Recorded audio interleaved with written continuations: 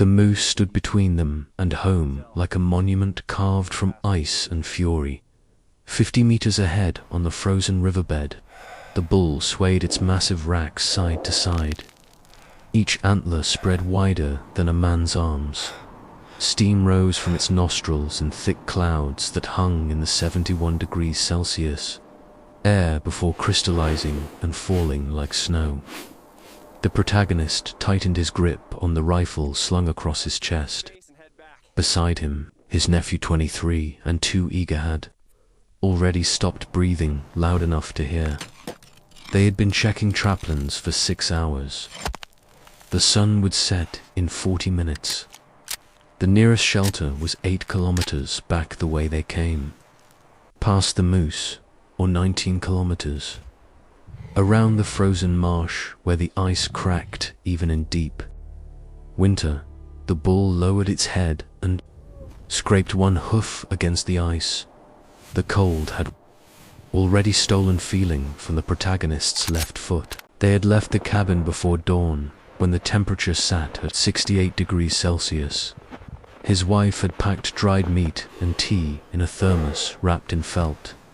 His daughter had checked their gear twice: the rifle, the knife, the fire kit, the emergency flares they had never used.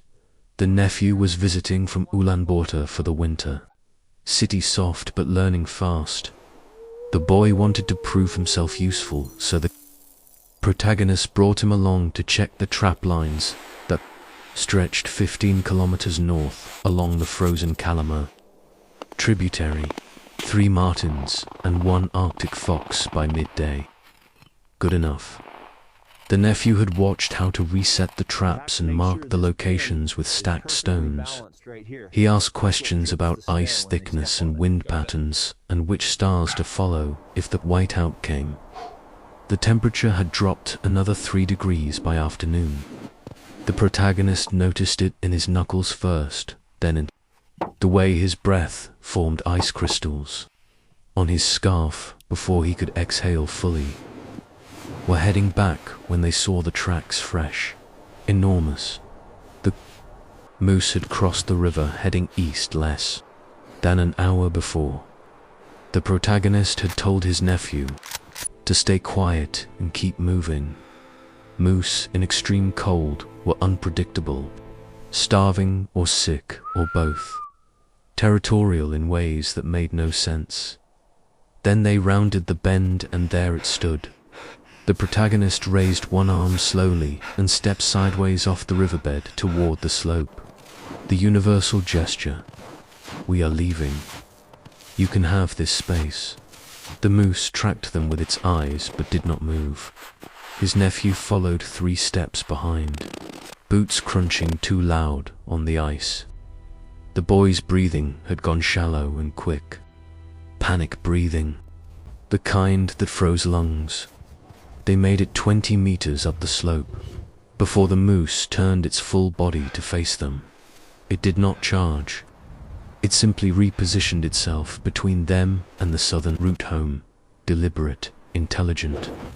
The protagonist scanned the landscape. The eastern marsh was a death trap even without the moose. The western ridge was too steep to climb before dark. North led deeper into wilderness.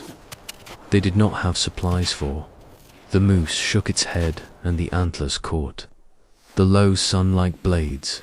His nephew whispered something in Mongolian. The protagonist unslung the rifle and checked the chamber. 1 round loaded. For more in his pocket, but his fingers were too stiff to reload quickly if it came to that dot. He did not want to shoot. A wounded moose in this cold would charge until its heart stopped, and that could take minutes they did not have.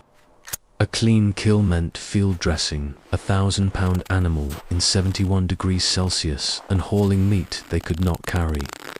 A miss meant wasting their only advantage. His nephew had pulled out the flare gun. The boy's hands shook so hard the protagonist thought he might drop it. They tried moving again, this time southwest along the ridge face.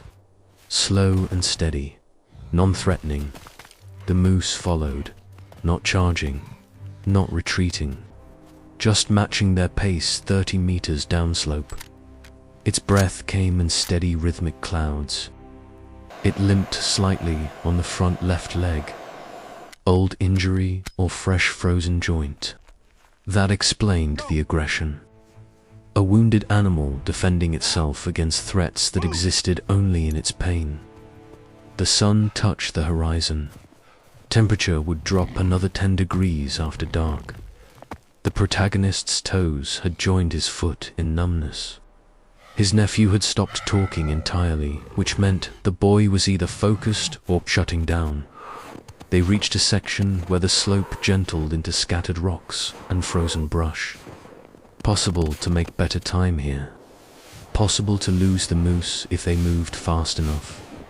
The protagonist gestured and they started jogging. The rifle banged against his ribs. His lungs burned with each breath of air cold enough to damage tissue. Behind them, the moose grunted once, deep, guttural. Then came the sound of hooves on ice accelerating. His nephew looked back and stumbled. The boy went down hard on one knee. The flare gun skittered across the frozen ground. The moose was closing the distance. 20 meters, 15. The protagonist grabbed his nephew's coat and hauled him upright. No time for the flare gun. No time for anything but the rocks. He shoved the boy toward a cluster of boulders, 10 meters upslope, and turned to face the moose. The rifle came up smooth, despite his frozen fingers. He aimed low at the chest and fired. The shot cracked across the frozen landscape and echoed off the ridge. The moose flinched, stumbled, but did not stop. Blood sprayed dark against the snow. The bull kept coming. 8 meters. 6. The protagonist threw himself sideways behind a waist-high boulder as the moose thundered past. Antlers struck stone with enough force to chip rock. The animal's momentum carried it another 5 meters before it wheeled around. His nephew screamed something. The boy had the fire kit out and was sparking it desperately against a clump of dried brush he had pulled from his pocket. The moose charged again. This time at the nephew, the protagonist ran. His numb foot betrayed him, and he went down hard but kept crawling.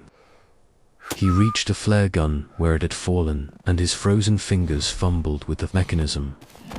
The moose was 3 meters from his nephew when the brush ignited. Small flame, pitiful in the vast cold. But the boy thrust it forward like a torch and shouted with everything he had. The moose reared. They did not move for a full minute. His nephew stayed crouched by the rocks with the dying flame in his hand until it burned down to his glove, and he had to drop it. The protagonist reloaded the rifle with fingers that barely functioned. He scanned the slope, but the moose was gone. The blood trail led south toward the river.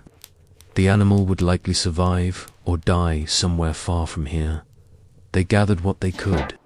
The flare gun, the scattered gear, his nephew's hat that had fallen during the chaos. The walk home took 4 hours in full darkness.